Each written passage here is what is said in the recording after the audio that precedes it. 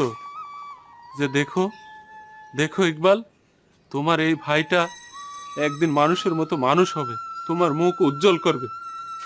কিন্তু আজকে আমি কি দেখছি!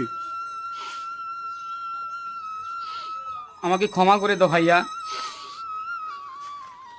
আমি বন্ধুদের পাল্টে পড়ে ভুল পথে পা বাড়িয়েছিলাম। আমাকে আর একটি বার তুমি সুযোগ দাও। দেখো, আমি মাস্টার্স পরীক্ষায় এবার সবচাইতে ভালো রেজাল্ট করে দেখাবো। আরে, কাজ ভেঙে গেলে আর জোড়া লাগে না, বুঝলি?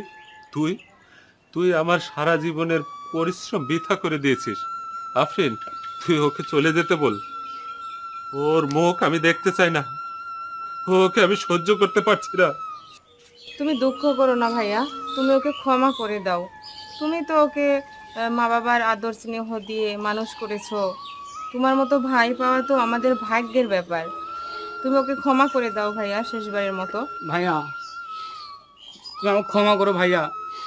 দেখো, এবার আমি মাস্টার্স পরীক্ষায় তোমাকে যদি ভালো রেজাল্ট না দেখাতে পারি, এই মুখ আমি তোমাকে দেখাবো না। আমাকে এই ক্ষমা করো। কুলাঙ্গার, কি বললি? মুখ দেখাবি না? লাগছে ভাইয়া। লাগছে? জি ভাইয়া, লাগছে আমার। ভালো করে মন দিয়ে পড়াশোনা করবি। জি ভাইয়া। আফরিনের জন্য তোকে এবার ক্ষমা করে দিলাম, বুঝলি? জি ভাইয়া, জি ভাইয়া। ভালো করে আর যেন ওই দৃশ্য আমি না দেখি। জি ভাইয়া, ঠিক আছে।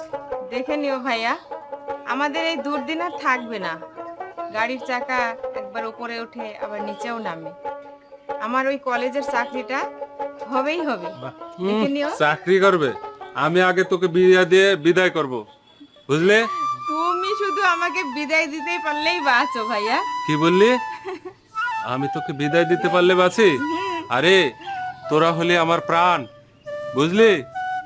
হ্যাঁ, আমার বেঁচে থাকার প্রেরণা, বুঝলি? চল একসাথে খাবো।